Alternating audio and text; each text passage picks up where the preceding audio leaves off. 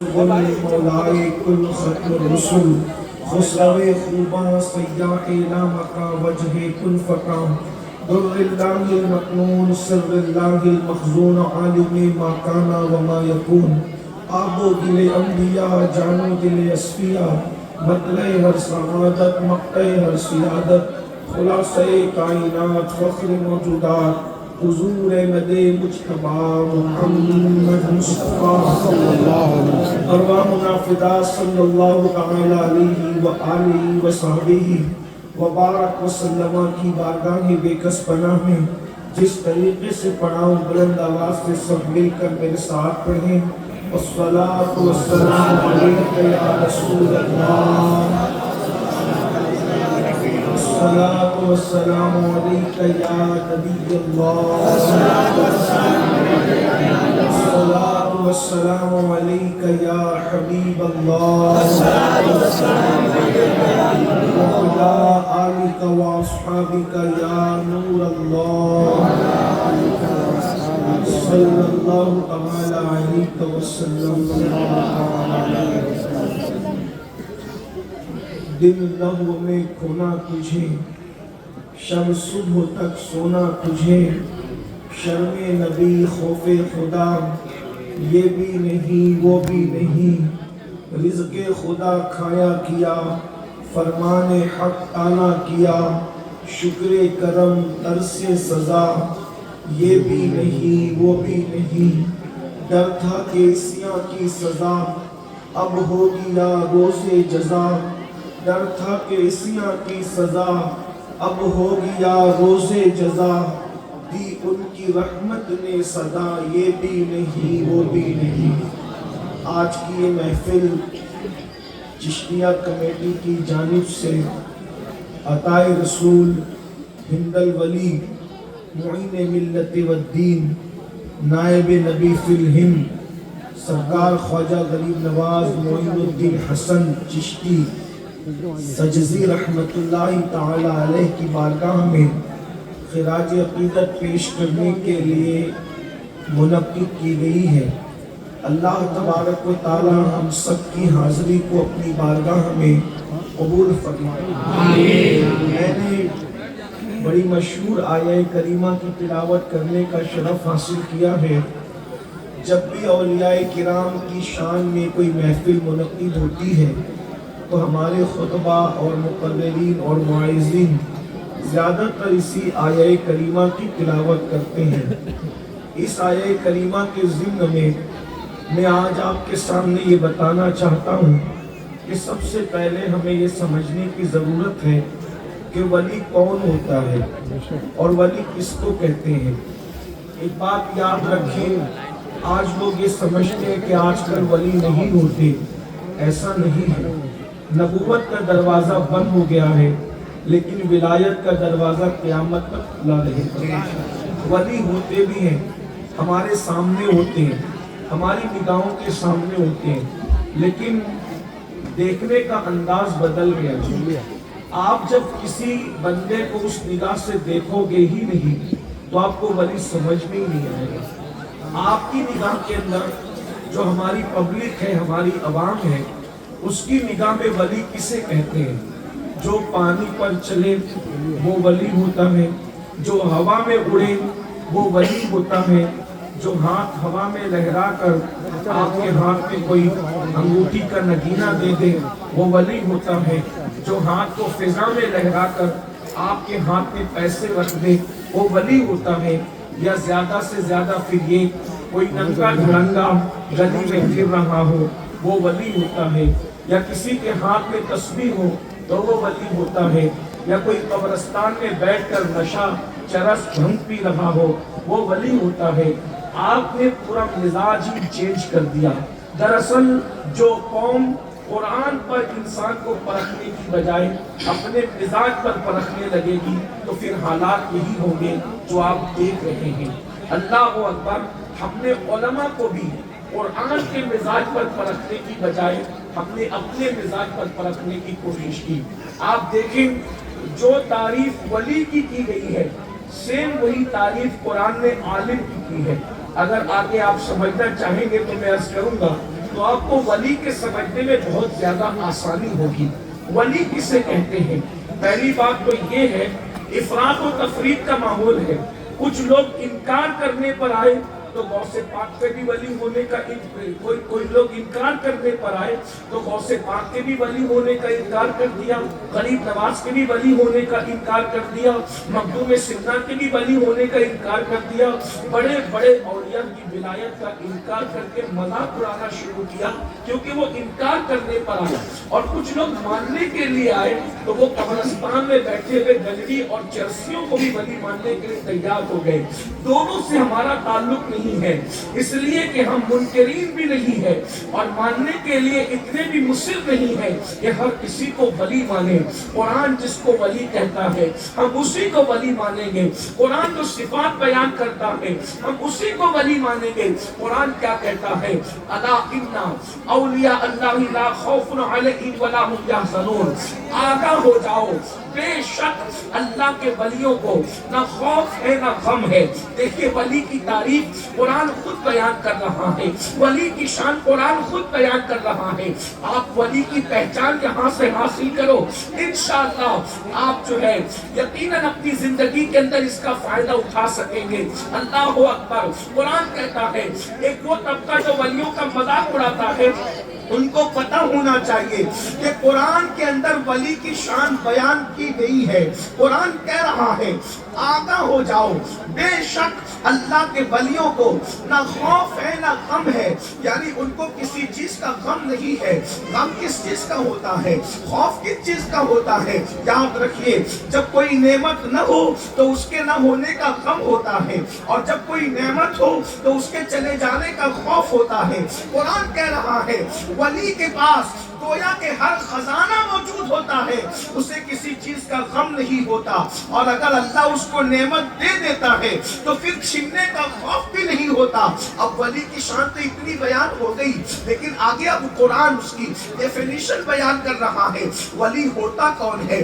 الذین آمنوا، جتنے بھی ولی ہوتے ہیں وہ سب مومنین ہوتے ہیں، وہ ایمان والے ہوتے ہیں، یعنی غیر مومن کبھی اللہ کا ولی نہیں ہوتا، کوئی کافر کبھی اللہ کا ولی نہیں ہو سکتا، کوئی بے ایمان کبھی اللہ کا ولی نہیں ہو سکتا۔ ولی ہمیشہ مومن ہوتا ہے، ایمان والا ہوتا ہے۔ اور ایک بات یاد رکھنا، ایمان والا وہی ہے جو اپنی جان سے زیادہ مصطفیٰ جان رحمت سے عشق کرتا ہے، مصطفیٰ جان رحمت سے محبت کرتا ہے۔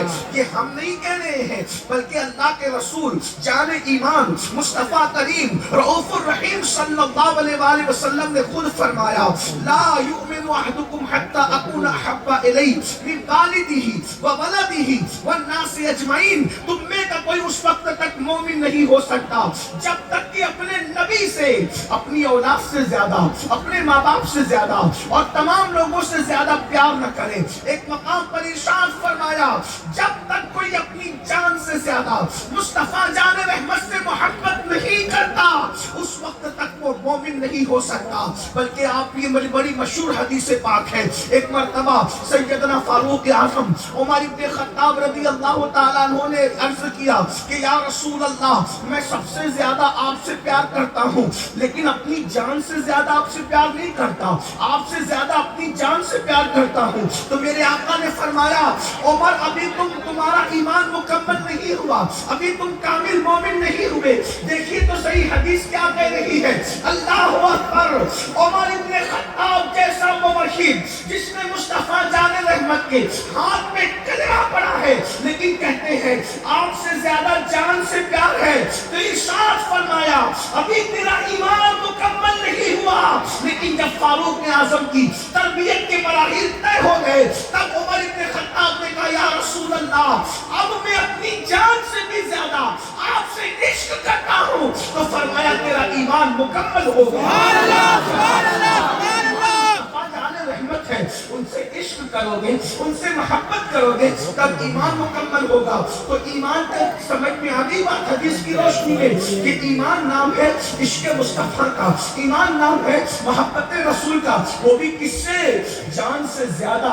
اب یہاں پر میں آگے بڑھنے سے پہلے بات عرض کروں گا, کیا ہم لوگ نبی سے عشق کرتے ہیں؟ کیا ہم لوگ آقا سے عشق کرتے ہیں؟ اللہ اکبر. یہاں سب کہیں گے ہاں. میں نے کہا اللہ کا شکر ہے, لیکن آپ سے پوچھتا ہوں, بات کرنا اور ہے, اس کو ثابت کرنا اور ہے. میرے آقا صلی اللہ علیہ وآلہ وسلم کے دیوانوں, آپ حضور سے عشق کرتے ہیں؟ ہاں کرتے ہیں. کیا ثبوت ہے؟ تو آپ کہیں گے مولانا ہم تو جلوس ہر سال نکالتے ہیں, اس میں شریک بھی ہوتے ہیں, 2-4 جلسوں میں شرکت بھی کر لیتے ہیں, ہم نعتیں بھی سنتے ہیں, نعت خوانوں کو نظر بھی دیتے ہیں. ایک بات میں آپ سے کہوں, جلوس کی اہمیت اپنی جگہ ہے, جلسوں کی اہمیت اپنی جگہ ہے, نعتوں کی اہمیت اپنی جگہ ہے, لیکن عشق کسے کہتے ہیں؟ آئیے میں آپ کو بتاؤں.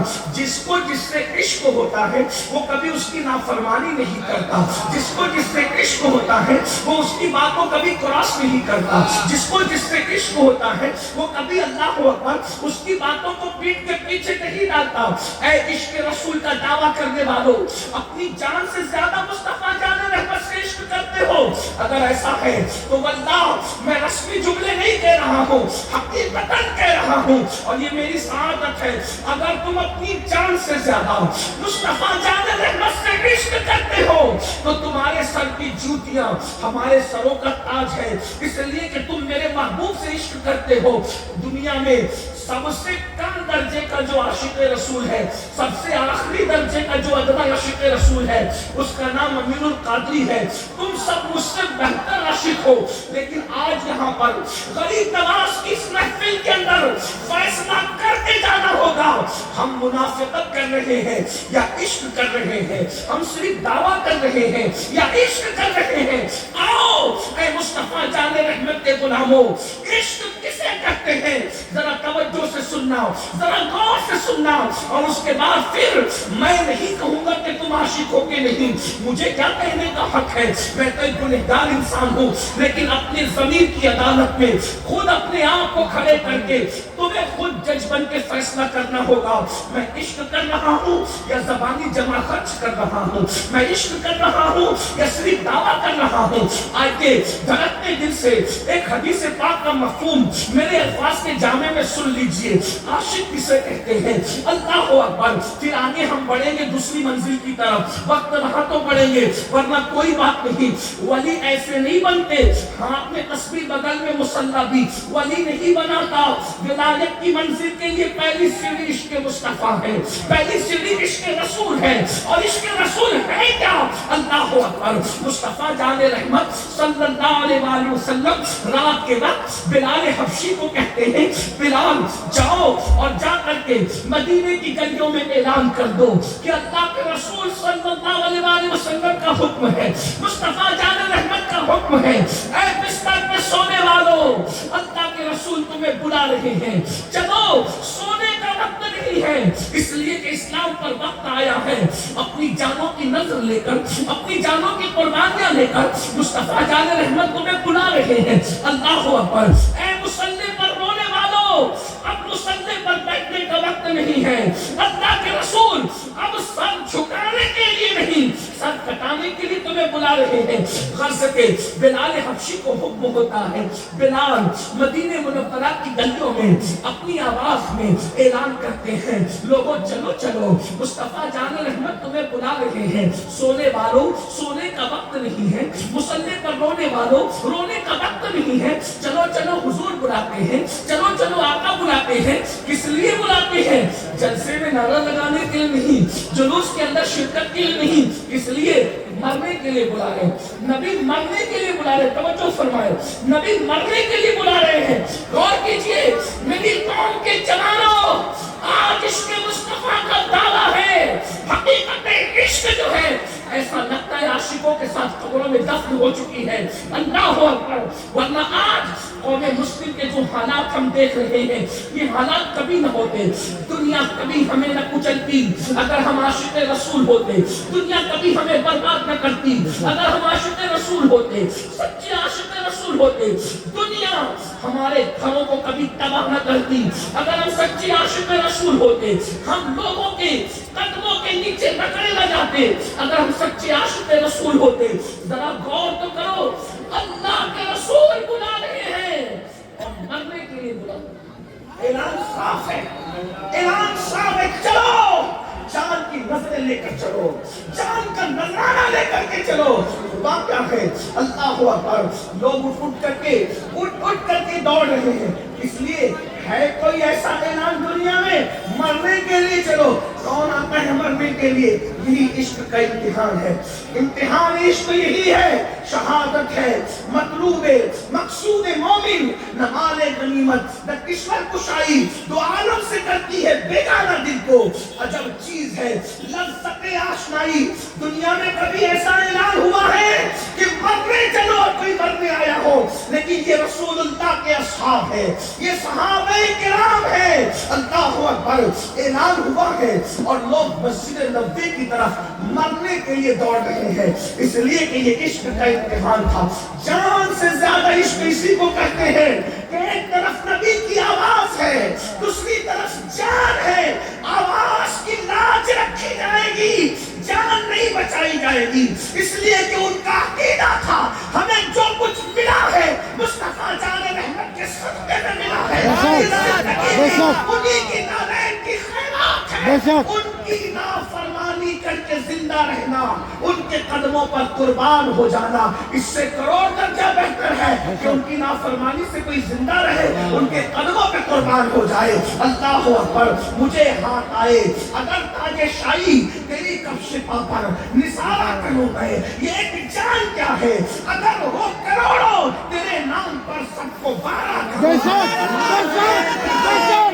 ایک پر ہو تو ایک پر محمد, اگر قلب اپنا دوبارہ کروں میں, دبے واپسی تک تیرے گیت گاؤں, محبت کو مجد پکارا کروں میں. میرا دین و ایمان فرشتے جو پوچھے تمہاری ہی جانب اشارہ کروں میں. اللہ اکبر, چاند کی نظریں لے کر صحابہ پلٹ رہے ہیں. کون کون پلٹا یہ تو الگ سا عنوان ہے, لیکن ایک ہی بات عرض کر کے آگے بڑھنا ہے. اللہ اکبر, اسی مدینہ منورہ میں بہت لوگ جا رہے تھے دوڑ دوڑ کر, لیکن ایک گھر کا ماحول جدا تھا, ایک گھر کا ماحول الگ تھا. پہلی رات کا دولہا اپنی دلہن کے ساتھ رات گزار رہا تھا. اس کو میں بہت لمبا نہیں کرنا چاہتا, اصل عنوان کی طرف جلدی آنا ہے, لیکن میرے جوانوں غور کرو. پہلی رات کا دولہا اپنی دلہن کے ساتھ رات گزار رہا تھا.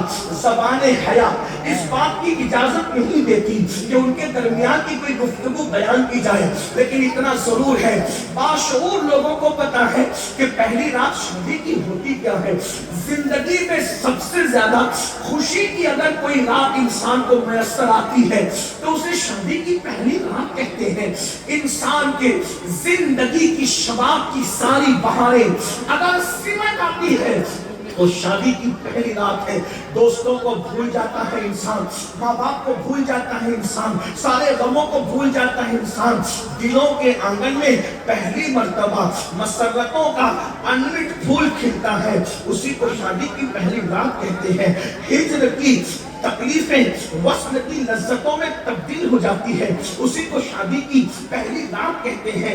18 20 22 25 سال تک جن جس رات کا جاگتی آنکھوں سے اور سوتی آنکھوں سے خواب دیکھا تھا, اس کی درخشندہ تعبیر کو شادی کی پہلی رات کہتے ہیں. اس سے زیادہ کوئی کیا کہہ سکتا ہے, لیکن اتنا ضرور ہے پہلی رات کا وہ دولہا اپنی بیوی سے علیحدہ ہوتا ہے, اور علیحدہ ہو کر کے غسل کیے بغیر اپنے گردن پر جو ہے وہ کمان لٹکاتا ہے, کمر میں جو ہے وہ تلوار لگاتا ہے نیام کے اندر, اور جیسی ڈھال ہاتھ میں لے کر سر پہ امامہ رکھ کر اسی جنابت کی کیفیت میں غسل سے پہلے وہ گھر کے دروازے کی طرف بڑھتا ہے. تصورات اور تخیلات کی دنیا میں زلزلہ پیدا ہوتا ہے, اور انسان میں سوچتا ہے پہلی رات کی دلہن ادھورے خواب کو چکنا چور ہوتا ہوا اپنے سرتاج کو جب دروازے کی طرف جاتا دیکھ رہی ہوگی تو اس کی کیفیت کیا بھی ہوگی. تصورات اور فطرت کے تقاضے تو یہی کہتے ہیں کہ اس دلہن نے دامن پکڑا ہوگا اور پکڑنے کے بعد کہا ہوگا میرے سردار، میرے سپنوں کے راجا، یہ تو بتا تجھے چھوڑ، تیرے لیے سب کو چھوڑ کر آئی ہوں اور مجھے چھوڑ کر آج تو کہاں جا رہا ہے؟ آج دروازے کے باہر جانے کی رات نہیں ہے، آج تیر اور تلواروں کی رات نہیں ہے، آج تو محبت کے الفاظ سے گل کھلتے ہیں، آج تو وصل کی لذتیں جو ہے ایک دوسرے کے دل ملتے ہیں، لیکن تم کہاں جا رہے ہو؟ کہنے والے نے کہا ہوگا مڑ کر کے کہ میرے عشق کی راہ میں دیوار نہ بن، ہم وہ اس شاخ ہیں جو عشق و مستی کی راہ میں دیوار بنتی ہے، اس دیوار کو ہم ہمیشہ کے لیے پیروں تلے کچل دیتے ہیں۔ اس دامن پکڑنے والی مقدس خاتون نے کہا ہوگا آپ کا آخر کون سا محبوب ہے جو مجھ سے بڑھ کر ہے؟ تو فطرت کے تقاضوں نے مڑ کر کے جواب دیا ہوگا ہاں ہاں وہی تو ہے جو صرف مخلوق کا نہیں بلکہ خالق کا بھی محبوب ہے، وہ میرا نہیں بلکہ تیرا بھی محبوب ہے، وہ انسانوں کا نہیں جانوروں کا بھی محبوب ہے، وہ جانوروں کا نہیں بلکہ پتھروں کا بھی محبوب ہے، وہ صرف پتھروں کا نہیں بلکہ درختوں کا بھی موجود ہے، محبوب ہے، اس کی محبوبیت عالمی ہے، اس کی محبوبیت آفاقی ہے، اس کی محبوبیت عالمی کو گھیرے ہوئے ہے۔ خدا کی عزت کی قسم جو پتھر زبان نہیں رکھتے وہ بھی اس پر درود پڑھتے ہیں، جو پتھر دل نہیں رکھتے وہ بھی اس کے عشق میں روتے ہیں۔ ارے آتش کدوں سے پوچھو یہ آگ کس کے عشق میں جل رہی ہے، تب پتہ چلے گا کہ یہ آگ جلنے کے لیے کسی کا عشق مہمیز دے رہا ہے۔ یہ تتلیوں کا باغپن آخر کس نے ان کے اندر باغپن پیدا کیا ہے؟ تو کسی کا عشق انہیں بھی باغپن عطا کر رہا ہوگا۔ اللہ اکبر، کسی کی مسکراہٹ روزانہ پھولوں کو کھلنے کا شعور عطا کرتی ہے، کسی کی زلفوں کی تازگی سنبل کے پودے کو روزانہ پتیوں سے باہر نکالتی ہے، کسی کے بالوں کی سیاہی رات کی چادر کو ایک نیا رنگ عطا کرتی ہے، جس کے چہرے کا اجالا صبح کو روزانہ بددعا کی لکیریں عطا کرتا ہے۔ اللہ اکبر، وہ ایسا محبوب ہے، وہ ایسا خدا نے اپنی پوری مخلوق میں سدرہ سے لے کر تحت الثری تک اتنا خوبصورت کسی زمانے میں پیدا نہیں کیا۔ جبریل جیسا خوبصورت بھی اس کے حسن کو دیکھ کر اس کے تلووں میں سر رکھنے پہ مجبور ہے۔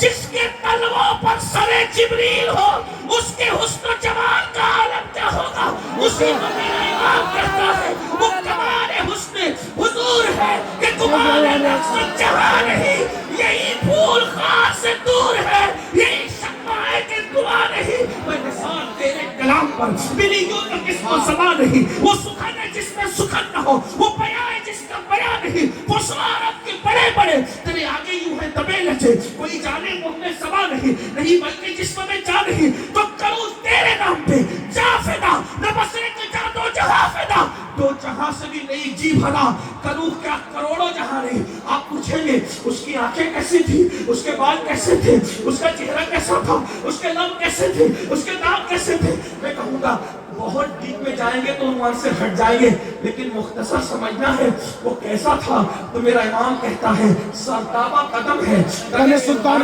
زمن پھول پھول پھول بدن پھول، واللہ جو مل جائے میرے گل کا پسینہ مانگے نہ کبھی عطر نہ پھر چاہے دلہن پھول۔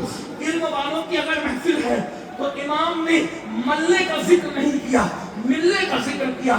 ملنے میں اور ملنے میں فرق ہوتا ہے، ملنا کہتے ہیں مل گیا بات ختم ہو گئی، ملنا کہتے ہیں اس کو ہو ملا جائے، مل جائے کہا مل جائے نہیں کہا، دونوں میں فرق کیا ہے؟ دلہن کو اگر میرے محبوب کا پسینہ مل جاتا ہے تو دلہن مہکتی ہے، اور اگر مل جاتا ہے تو اس کی نسلیں مہکنے لگتی ہیں۔ میرے گل کا پسینہ مانگے نہ کبھی عطر نہ پھر چاہے دلہن پھول، دندان و لب و زلف و رخ شاہ کے فدائی ہے، در عدن لال یمن مشک ختن پھول، دل اپنا بھی شہدائی ہے اس ناخن پاکا، اتنا بھی بڑھے نو پہ نئے چرخے کوہن پھول۔ اور کیا بات رضا اس چمنستان کرم کی، کیا بات رضا اس چمنستان کرم کی، زہرا ہے کلی جس میں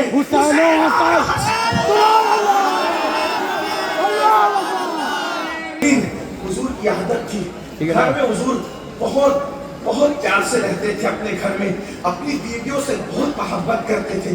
آج ہم عاشق رسول کہلا کر بیویوں کو طلاق دینے کی بات کرتے ہیں، ان کو مارنے کی بات کرتے ہیں۔ میں تو کہتا ہوں کیا عاشق ہے ہم، معاذ اللہ ثم معاذ اللہ۔ ارے طلاق تو نامرد لوگ دیتے ہیں، مرد کبھی طلاق نہیں دیتا۔ آپ کہیں گے بدماش بیوی ملی تھی، میں نے کہا وہ بدماش تھی، تو باصلاحیت تھا۔ بدماش کو چھوڑنا ہی تو نامردی ہے، ورنہ مردوں کا کام بدماشوں کو نبھانا ہے، یہی تو مردوں کا کام ہے۔ بد اخلاق کسی چھوڑ دیا، میں نے کہا تو با اخلاق تھا، با اخلاق کا کام ہوتا ہے بد اخلاق کو نبھا لینا۔ اللہ اکبر۔ یاد رکھیے اس شان کبھی بلا عذر شریف طلاق نہیں دیتے، کیونکہ اللہ کے رسول نے ہاتھ میں تسبیح رکھنے کی وجہ سے کسی کو افضل نہیں کہا، بغل میں مصلی رکھنے کی وجہ سے کسی کو افضل نہیں کہا۔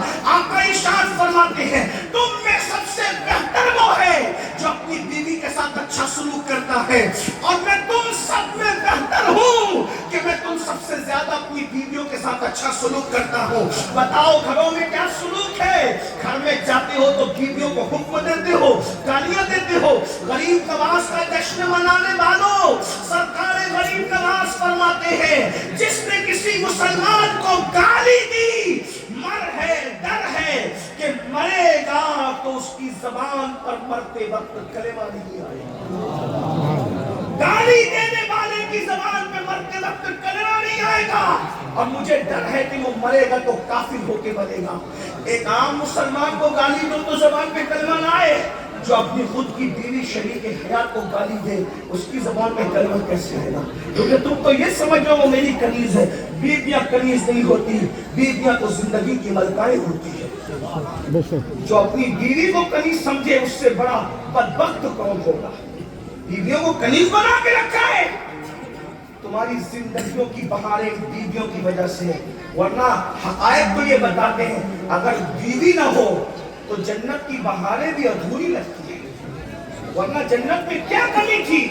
حضرت آدم نے مانگا تھا تیری جنت میں سب کچھ ہے، میرے جیسا کوئی نہیں۔ آدم علیہ السلام کو جنت کی بہاریں ادھوری لگ رہی ہے بیوی کے بغیر، اور بیوی مانگا مان کر کے لیا، بیوی وہ ہے۔ آج مسلمانوں کو نئے سرے سے مسلمان بننے کی ضرورت ہے۔ میڈ ان انڈیا مسلمان بننے کی بجائے وہ مسلمان بنو جو قرآن بنانا چاہتا ہے۔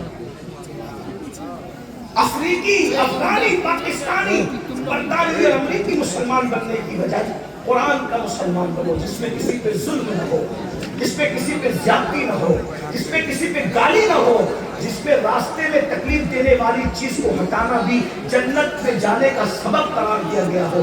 ہم لوگ تو ہٹانے کی بجائے راستے میں تکلیف دینے والی چیزوں کو رکھ رہے ہیں۔ مسلمانوں کے محلے میں سب سے زیادہ اتکرمن نظر آتا ہے۔ اگر مسلمان اس حدیث پر عمل کر لیں کہ راستے میں چیزوں کو تکلیف کے لیے نہ رکھو، حیرت ہے جس مذہب میں راستے میں کانٹے کو ہٹا دینا بھی جنت میں جانے کا ذریعہ ہے، اس مذہب کے ماننے والے سب سے زیادہ رستوں میں اتکرمن کر رہے ہیں، اور جو دوسروں کی جگہ کو معاذ اللہ اس پہ قبضہ کر کے گلیاں تنگ کر دیتے ہیں۔ مسلمانوں یہ اپنا مذہب ہے جو ہمیں زندگی گزارنے کا شعور عطا کرتا ہے۔ بار بات بولنا نکل جائے، میں کیا کہہ رہا تھا؟ حضور علیہ السلام گھر میں جیسے باہر تھے ویسے گھر میں تھے۔ حضور کی عادت تھی جب حضور علیہ السلام نئے کپڑے پہنتے تھے تو نئے کپڑے پہن کر کبھی کبھی ام المومنین سیدہ عائشہ سے کہتے تھے اے عائشہ بتاؤ میں کیسا لگ رہا ہوں؟ غور کیجئے گا، یہ بات کس سے پوچھا؟ ام المومنین سے پوچھا میں کیسا لگ رہا ہوں۔ اب وہ ام المومنین تھی، وہ کیا کہتی؟ واللہ اکبر، کیا جواب دیا ام المومنین نے؟ عرض کرتی ہے آقا آپ کیسے لگ؟ خدا کی قسم جس کا چہرہ دیکھ کر قرآن والدہا کہے، جس کی زلفیں دیکھ کر قرآن واللیل کہے، جس کے چلنے کو قرآن لا اقسم بہذا البلد کہے، جن کے ہاتھوں کو قرآن ید اللہ فوق ایدیہم کہے، جس کے دانتوں کو قرآن والنجم کہے، جو کمبل اوڑھنے تو بھی قرآن آئی یا ایھا المدثر، وہ جھلمٹ مارے تو قرآن آئی یا ایھا المزمل، حتیٰ کہ وہ غصے میں آ کر کے اگر کنکر دشمن پہ پھینکے تب بھی قرآن آئے قرآن کہے وما رمیتا اذ رمیتا ولکن اللہ رما، پیارے کنکریاں تو نے نہیں، ہاں تیرے تھے، تیرے خدا نے کنکریاں ماری ہے۔ اللہ اکبر، اندازہ تو فرمائے، ذرا غور تو کرے۔ اللہ اکبر۔ ام المومنین کہتی یا رسول اللہ آپ کیسے لگ رہے ہیں؟ ارے مصر کی عورتوں نے حسن یوسف دیکھا تو انگلیوں پہ چھری چلا لی. اگر وہ میرے محبوب جان یوسف کو دیکھ لیتے مصر کی عورتیں تو انگلیوں پر نہیں بلکہ اپنے دل پر چھری پھیر لیتی.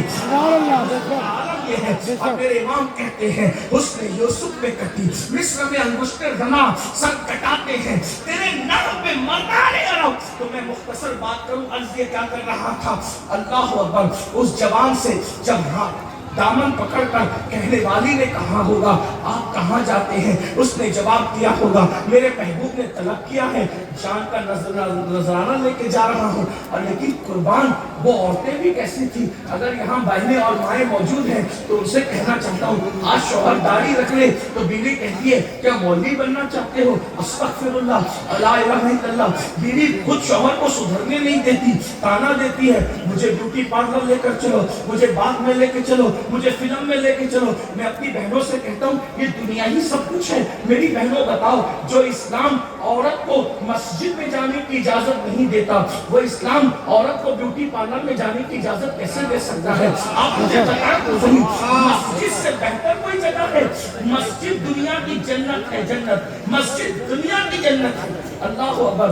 ہمارا مذہب اور مذہب کے ساتھ مسلک بھی کہہ دوں کہ ہمارا مسلک عورتوں کو مسجد میں جانے کی اجازت نہیں ہے. کیوں؟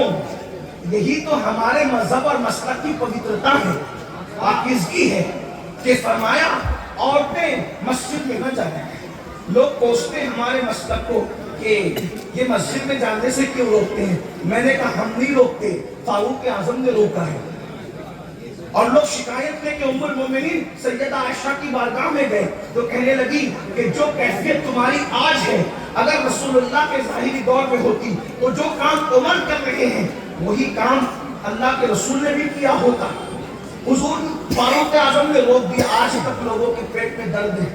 اور جو لوگ مسجد میں لے جا رہے ہیں حالات کیا ہیں آپ اچھی طرح جانتے ہیں. میں کسی کو نکتہ چینی نہیں کر رہا ہوں لیکن حقائق بیان کر رہا ہوں کہ لوگ آج اسلام کو بدنام کر رہے ہیں. حدیث کے نام پر حدیث کا قتل عام کرتے ہیں, حدیث کے نام پر حدیث کی غلط ترجمانی کرتے ہیں. یاد رکھیے کہتے ہیں عورتوں کو مسجد سے کیسے روک دیا. ہم نے کہا حالات تو دیکھو, حالات تو دیکھو. اور اس دور میں منع کیا, آج تو کیسا دور ہے. لیکن جب مسجد کے نام پر لے جا رہے پھر حالات کیا ہوتے ہیں. لیکن اتنا ضرور کہوں گا رسول اللہ کے ظاہری دور میں عورتیں مسجد میں آتی تھی اس لیے کہ قرآن اتر رہا تھا. لیکن حضور علیہ السلام کے بعد صدیق اکبر کے دور تک کی بات رہی. فاروق اعظم نے حالات دیکھ کر کے منع کر دیا. لیکن ایک بات آپ سے اور عرض کروں, حضور کی مسجد میں باہر سے عورتیں آتی تھی نماز پڑھنے لیکن گھر کی عورتیں نہیں آتی. سیدہ فاطمہ کا نام ثابت نہیں کر سکتی. کیوں؟ اس لیے کہ وہ دور رہتی تھی, وہ علم حاصل کرنے آتی تھی. حضور علیہ السلام وہ تسلیم سے فیض لینے آتی تھی. لیکن سیدہ اس لیے مسجد میں نہیں آتی تھی کیونکہ ان کے گھر کو حضور خود ہی تشریف لے جاتے تھے. ام المومنین عائشہ صدیقہ اپنے حجرے سے نماز ادا فرماتی تھی کیونکہ ان کے گھر میں حضور خود تشریف رکھتے تھے. اس سے پتا چلا اس وقت تو عورتوں کا مسجد میں آنا رسول اللہ سے استفادے کے لیے تھا, حضور سے فیض حاصل کرنے کے لیے تھا. لیکن آج کون ہے بھائیوں. اور پھر اس کے بعد میں کسی کو گالی نہیں دیتا لیکن اتنا ضرور کہوں گا جن کے یہاں مسجد میں آنے جانے کی اجازت ہے ذرا ان کے مولویوں کی سوشل میڈیا پر داستان سن لو. کیا میں نام نہیں لوں گا لیکن یہ ضرور ہے کہ کتنے کیا کرتوتے ذرا دیکھ لیں. کبھی وقت ہوگا اس عنوان پہ بات ہوئی تو ہم آپ کو بتائیں گے کہ مولوی صاحب جن کے مسجد میں آنے جانے کی اجازت ہے کتنے لوگوں سے کیا ہوا. یہ چھپی ہوئی نہیں ہے, انٹرنیٹ پر پوری زندگی موجود ہے. ان لوگوں کی جیل کاٹ لیا ہے. اللہ اکبر. جیلوں میں گئے ہیں مولوی صاحب, جیلوں میں گئے ہیں. تو کیا تم مسجد کے دروازے کھول کے ہر مولوی صاحب کو مشکوک کر دینا چاہتے ہو؟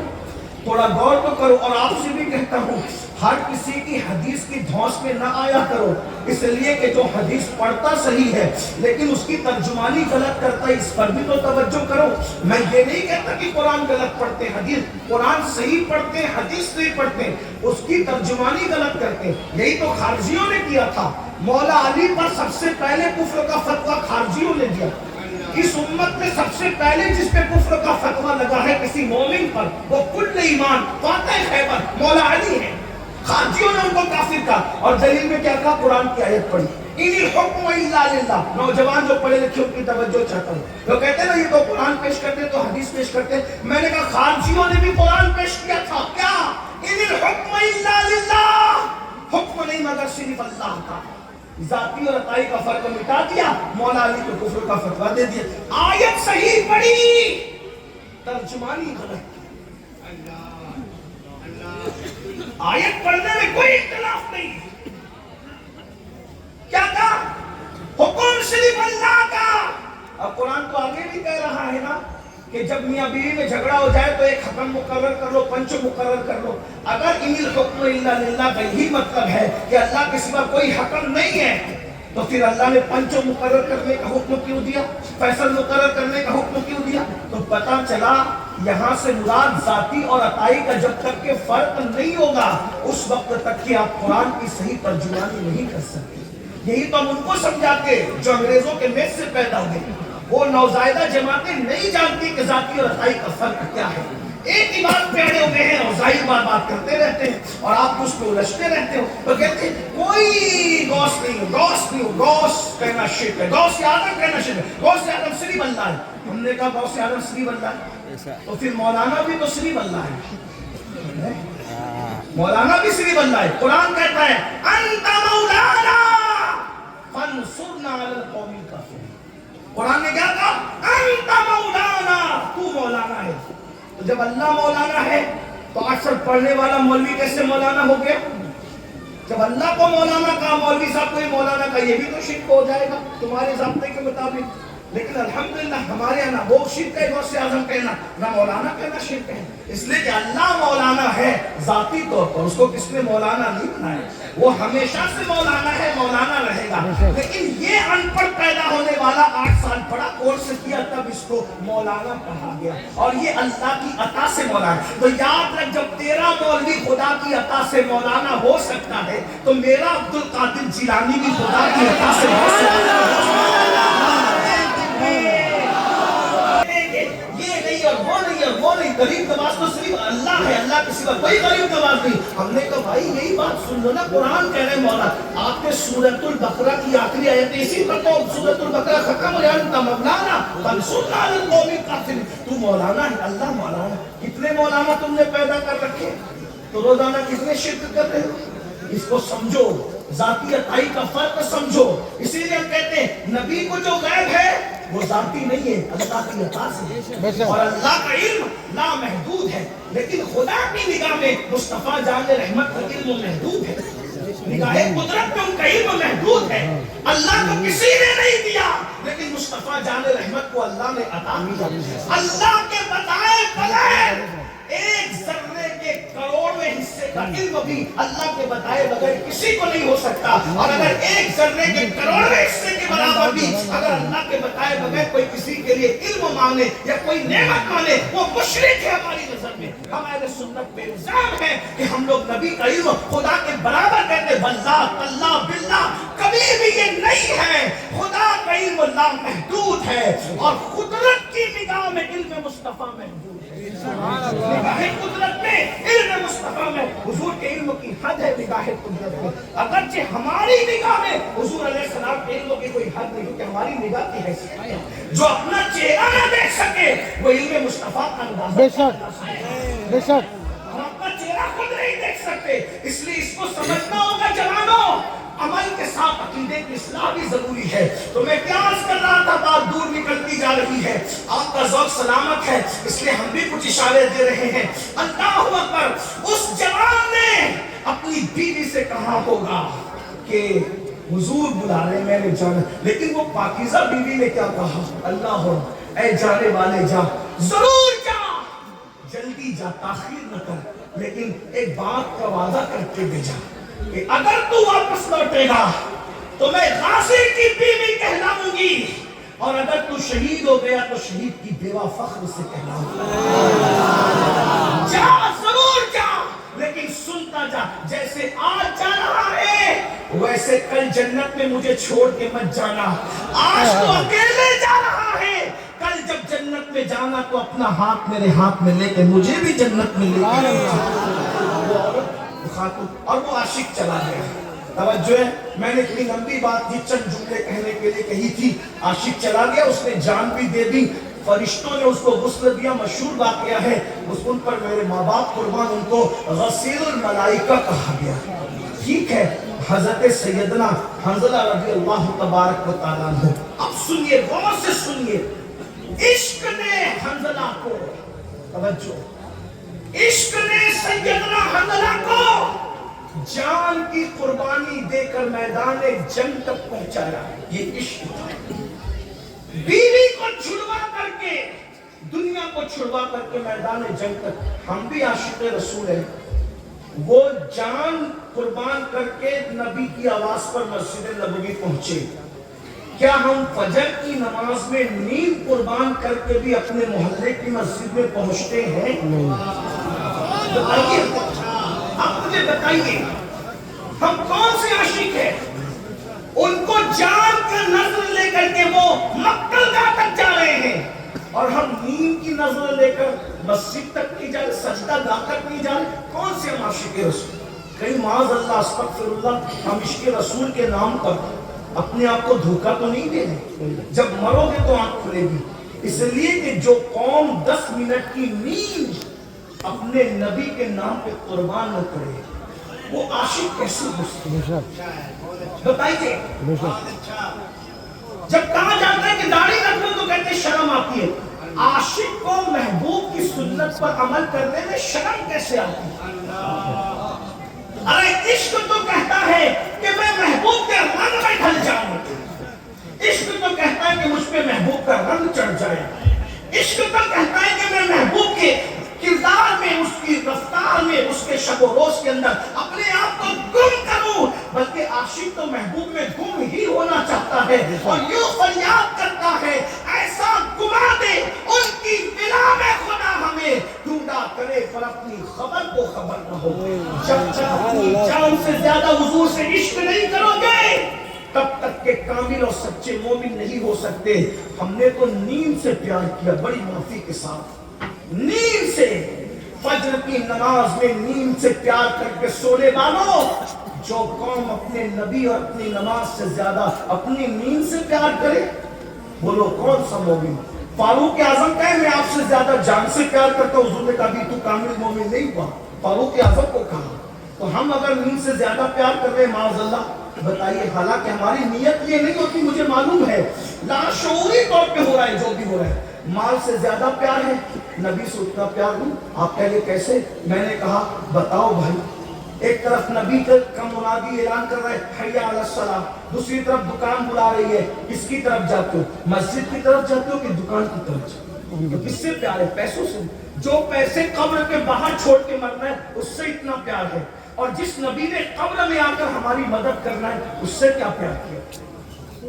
پیار کرنے کی بات آسان ہے، عشق کرنے کی بات، بھائیو یہ کوئی لڑکیوں سے پیار کا معاملہ نہیں ہے کہ ایک گلاب دے کر کے آپ عاشق بن جائیں، یہ وہ میٹر نہیں ہے۔ یہ بچوں سے پیار کا معاملہ نہیں ہے کہ بچوں کو چپ کر آپ عاشق بن جائیں، یہ بچوں کا کھیل ہی نہیں ہے۔ عشق والوں کے لیے ابو بکر صدیق ہونا ضروری ہے، عمر ابن خطاب ہونا ضروری ہے، عشق والوں کے لیے عثمان ذوالنورین ہونا جیسا ضروری ہے، عشق والوں کے لیے علی، آپ جانتے عثمان ذوالنورین کو؟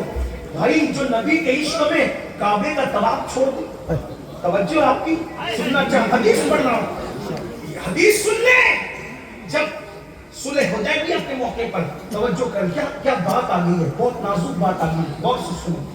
حدیبیہ کے موقع پہ رسول اللہ نے کہا عثمان تم جاؤ، تمہاری عزت کافر بھی کرتے ہیں، جاؤ، تمہارے احسانات ہیں ان لوگوں پر، مکے والوں پر، تم جا کے بات کرو کہ حضور لڑنے نہیں آئے، عمرہ کر رہے ہیں، عمرہ کرنے دو۔ عثمان غنی مکہ گئے، مکہ شریف گئے، علماء سے پوچھو اگر کوئی احرام میں مکہ جائے تو اس کے لیے سب سے افضل پہلا کام کیا ہے؟ اس کے لیے سب سے افضل پہلا کام یہ ہے مکہ جانے والوں کے لیے کہ وہ جائے اور سیدھا عمرہ کرے، احرام میں گئے عمرہ کے تو عمرہ کرے۔ عثمان غنی مکہ گئے حضور کے حکم پر، ادھر صحابہ آپس میں باتیں کرنے لگے، عثمان کتنا خوش نصیب ہے، ہم تو یہی پڑے ہوئے، وہ مکہ چلے گئے، وہ طواف کر رہے ہوں گے، صفا مروہ کی صحیح کر رہے ہوں گے، زمزم پی رہے ہوں گے، اور ہم یہاں پڑے ہوئے۔ ادھر عثمان غنی مکے میں کئی دن تک رہے، نہ حرم میں گئے، نہ طواف کیا، نہ کعبے کا دیدار۔ نہ زمزم پیا نہ صفا مروا کی سیکھ. یہ عثمانی گنج. لوگ صحابہ کی بات کرتے